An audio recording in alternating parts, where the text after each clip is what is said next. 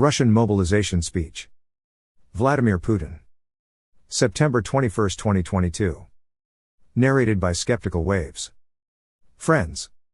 The subject of this address is the situation in Donbas and the course of the special military operation to liberate it from the neo-Nazi regime, which seized power in Ukraine in 2014 as the result of an armed state coup. Today I am addressing you, all citizens of our country, people of different generations, ages and ethnicities, the people of our great motherland, all who are united by the great historical Russia, soldiers, officers and volunteers who are fighting on the front line and doing their combat duty, our brothers and sisters in the Donetsk and Luhansk People's Republics, Kherson and Zaporizhia regions, and other areas that have been liberated from the neo-Nazi regime. The issue concerns the necessary, imperative measures to protect the sovereignty, security and territorial integrity of Russia and support the desire and will of our compatriots to choose their future independently, and the aggressive policy of some Western elites, who are doing their utmost to preserve their domination and with this aim in view are trying to block and suppress any sovereign and independent development centers in order to continue to aggressively force their will and pseudo-values on other countries and nations. The goal of that part of the West is to weaken, divide and ultimately destroy our country. They are saying openly now that in 1991 they managed to split up the Soviet Union and now is the time to do the same to Russia, which must be divided into numerous regions that would be at deadly feud with each other. They devised these plans long ago. They encouraged groups of international terrorists in the Caucasus and moved NATO's offensive infrastructure close to our borders. They used indiscriminate Russophobia as a weapon, including by nurturing the hatred of Russia for decades, primarily in Ukraine, which was designed to become an anti-Russia bridgehead. They turned the Ukrainian people into cannon fodder and pushed them into a war with Russia, which they unleashed back in 2014. They used the army against civilians and organized a genocide, blockade and terror against those who refused to recognize the government that was created in Ukraine as the result of a state coup.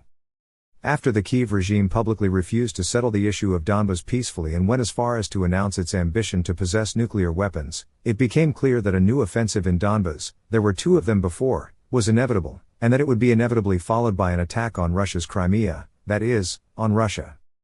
In this connection, the decision to start a preemptive military operation was necessary and the only option. The main goal of this operation, which is to liberate the whole of Donbas, remains unaltered. The Luhansk People's Republic has been liberated from the neo-Nazis almost completely. Fighting in the Donetsk People's Republic continues. Over the previous 8 years, the Kyiv occupation regime created a deeply echeloned line of permanent defenses. A head-on attack against them would have led to heavy losses, which is why our units, as well as the forces of the Donbas republics, are acting competently and systematically, using military equipment and saving lives, moving step by step to liberate Donbas, purge cities and towns of the neo-Nazis, and help the people whom the Kyiv regime turned into hostages and human shields. As you know, professional military personnel serving under contract are taking part in the special military operation. Fighting side by side with them are volunteer units, people of different ethnicities, professions and ages who are real patriots. They answered the call of their hearts to rise up in defense of Russia and Donbas. In this connection, I have already issued instructions for the government and the Defense Ministry to determine the legal status of volunteers and personnel of the military units of the Donetsk and Luhansk People's Republics. It must be the same as the status of military professionals of the Russian army, including material, medical and social benefits. Special attention must be given to organizing the supply of military and other equipment for volunteer units and Donbas People's Militia.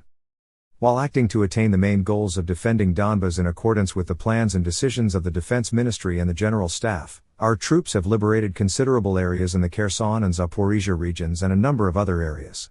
This has created a protracted line of contact that is over 1,000 kilometers long. This is what I would like to make public for the first time today.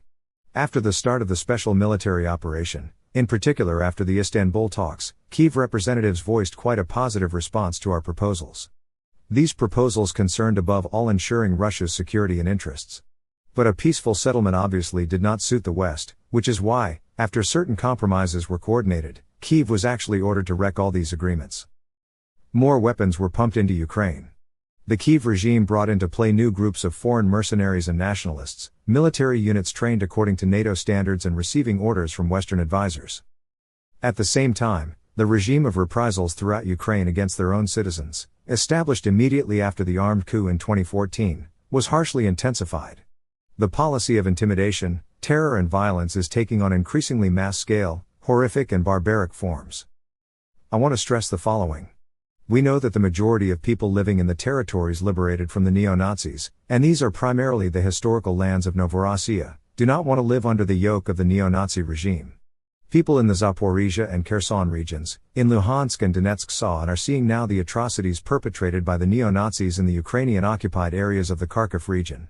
The descendants of Banderites and members of Nazi punitive expeditions are killing, torturing and imprisoning people. They are settling scores, beating up and committing outrages on peaceful civilians. There were over 7.5 million people living in the Donetsk and Luhansk People's Republics and in the Zaporizhia and Kherson regions before the outbreak of hostilities. Many of them were forced to become refugees and leave their homes. Those who have stayed, they number about 5 million, are now exposed to artillery and missile attacks launched by the neo-Nazi militants, who fire at hospitals and schools and stage terrorist attacks against peaceful civilians. We have no moral right to let our kin and kith be torn to pieces by butchers. We cannot but respond to their sincere striving to decide their destiny on their own. The parliaments of the Donbas People's Republics and the military-civilian administrations of the Kherson and Zaporizhia regions have adopted decisions to hold referendums on the future of their territories and have appealed to Russia to support this. I would like to emphasize that we will do everything necessary to create safe conditions for these referendums so that people can express their will. And we will support the choice of future made by the majority of people in the Donetsk and Luhansk People's Republics and the Zaporizhia and Kherson regions. Friends, today our armed forces, as I have mentioned, are fighting on the line of contact that is over 1,000 kilometers long, fighting not only against neo-Nazi units but actually the entire military machine of the collective West. In this situation, I consider it necessary to take the following decision, which is fully adequate to the threats we are facing. More precisely, I find it necessary to support the proposal of the Defense Ministry and the General Staff on partial mobilization in the Russian Federation to defend our motherland and its sovereignty and territorial integrity, and to ensure the safety of our people and people in the liberated territories. As I have said, we are talking about partial mobilization. In other words, only military reservists, primarily those who served in the armed forces and have specific military occupational specialties and corresponding experience, will be called up. Before being sent to their units, those called up for active duty will undergo mandatory additional military training based on the experience of the special military operation. I have already signed executive order on partial mobilization. In accordance with legislation, the houses of the Federal Assembly, the Federation Council and the State Duma, will be officially notified about this in writing today. The mobilization will begin today, September 21st. I am instructing the heads of the regions to provide the necessary assistance to the work of military recruitment offices. I would like to point out that the citizens of Russia called up in accordance with the mobilization order will have the status, payments and all social benefits of military personnel serving under contract.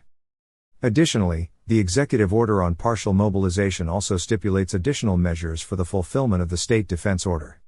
The heads of defense industry enterprises will be directly responsible for attaining the goals of increasing the production of weapons and military equipment and using additional production facilities for this purpose. At the same time, the government must address without any delay all aspects of material, resource and financial support for our defense enterprises. Friends, the West has gone too far in its aggressive anti-Russia policy, making endless threats to our country and people. Some irresponsible Western politicians are doing more than just speak about their plans to organize the delivery of long-range offensive weapons to Ukraine, which could be used to deliver strikes at Crimea and other Russian regions. Such terrorist attacks, including with the use of Western weapons, are being delivered at border areas in the Belgorod and Kursk regions. NATO is conducting reconnaissance through Russia's southern regions in real time and with the use of modern systems, aircraft, vessels, satellites and strategic drones. Washington, London and Brussels are openly encouraging Kyiv to move the hostilities to our territory. They openly say that Russia must be defeated on the battlefield by any means, and subsequently deprived of political, economic, cultural and any other sovereignty and ransacked. They have even resorted to the nuclear blackmail. I am referring not only to the Western-encouraged shelling of the Zaporizhia nuclear power plant, which poses a threat of a nuclear disaster, but also to the statements made by some high-ranking representatives of the leading NATO countries on the possibility and admissibility of using weapons of mass destruction, nuclear weapons, against Russia. I would like to remind those who make such statements regarding Russia that our country has different types of weapons as well, and some of them are more modern than the weapons NATO countries have. In the event of a threat to the territorial integrity of our country and to defend Russia and our people, we will certainly make use of all weapon systems available to us. This is not a bluff. The citizens of Russia can rest assured that the territorial integrity of our motherland, our independence and freedom will be defended, I repeat, by all the systems available to us. Those who are using nuclear blackmail against us should know that the wind rose can turn around. It is our historical tradition and the destiny of our nation to stop those who are keen on global domination and threaten to split up and enslave our motherland. Rest assured that we will do it this time as well. I believe in your support.